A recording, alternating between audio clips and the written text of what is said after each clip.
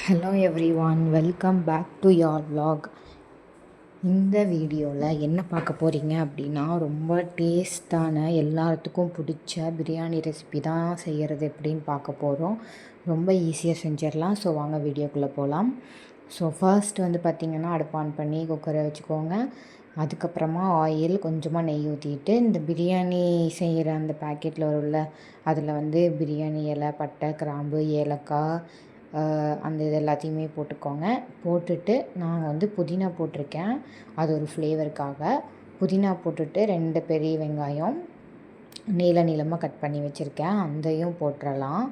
போட்டுட்டு பச்சை மிளகாய் வந்து ஒரு 4 எடுத்திருக்கோம் காரத்துக்காக. அப்புறம் இதையும் நல்லா போட்டுட்டு நம்ம வந்து நல்லா வதக்கிடணும். ஓகேவா? பிரியாணினா வந்து யாருக்கு தான் பிடிக்காது? மேக்ஸிமம் சண்டே அப்படின்னாலே எங்கள் வீட்டில் பார்த்திங்கன்னா பிரியாணியாக தான் இருக்கும். ஏன்னா எங்கள் வீட்டில் எல்லாத்துக்குமே பிரியாணினா ரொம்ப பிடிக்கும். ஸோ அதனால் வந்து இது ஈஸியாகவும் டக்குன்னு நம்ம செஞ்சிடலாம். அதனால் எனக்கு ஓகே, எனக்கு கன்வீனியண்ட்டாக இருக்கும், டக்குன்னு ரெடி ஆயிரும்.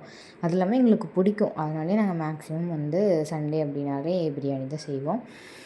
இப்போ பார்த்திங்கன்னா வெங்காயம் எல்லாம் போட்டு நல்லா வதக்கிட்டு நல்லா வதக்கணும். இது வந்து கொஞ்சம் வந்து ஆனியன் வந்து அந்த கலர் வந்து சேஞ்ச் ஆகணும்.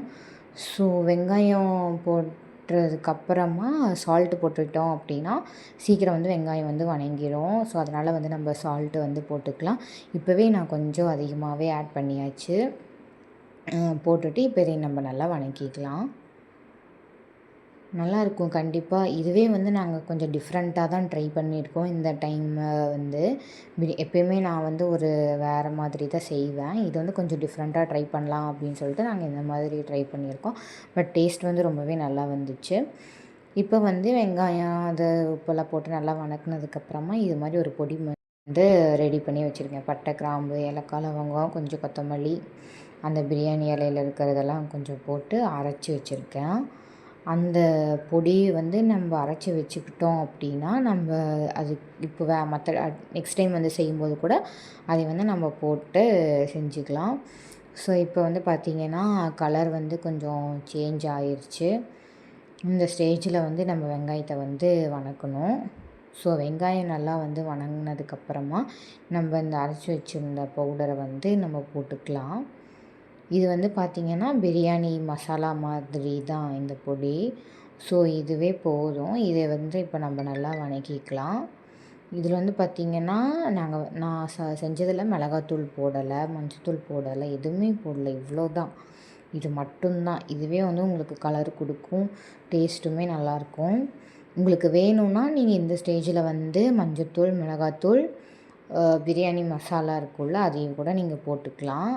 இப்போ நான் அந்த பொடி போட்டதுக்கப்புறமா இஞ்சி பூண்டு பேஸ்ட் போட்டு நல்லா வந்து வதக்கி விட்டுட்டேன். வதக்குனதுக்கப்புறமா ஒரு லெமன் வந்து ஃபுல்லாக புழிஞ்சிக்கோங்க இதில் பிரியாணிக்கு. இதெல்லாம் போட்டால் தான் அந்த டேஸ்ட் வந்து நல்லாயிருக்கும். இன்னொன்று பார்த்திங்கன்னா நான் வந்து கர்ட் வந்து ஆட் பண்ணலை. ஓகேங்களா? இப்போது சிக்கனே வந்து உங்களுக்கு வாட்டர் வந்து விடும். ஓகேவா?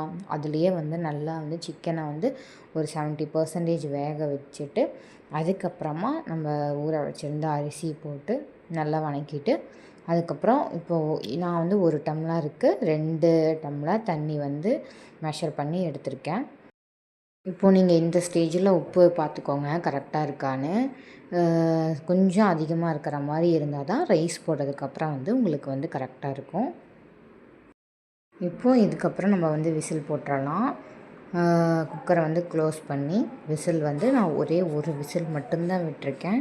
ஒரு விசில் இருந்தது ஆஃப் பண்ணிவிட்டு அதுக்கப்புறம் கொஞ்சம் நேரம் கழித்து ஓப்பன் பண்ணால் சூப்பரான சுட சுட பிரியாணி வந்து ரெடி. அவ்வளோ டேஸ்ட்டாக இருந்துச்சு. சீரியஸாக சொல்லணுன்னா பிரியாணி கூட தயிர் பச்சடி, சிக்கன் கிரேவி வச்சு சாப்பிடுங்க, அவ்வளோ டேஸ்ட்டாக இருக்கும். கண்டிப்பாக ட்ரை பண்ணுங்கள். தேங்க்யூ.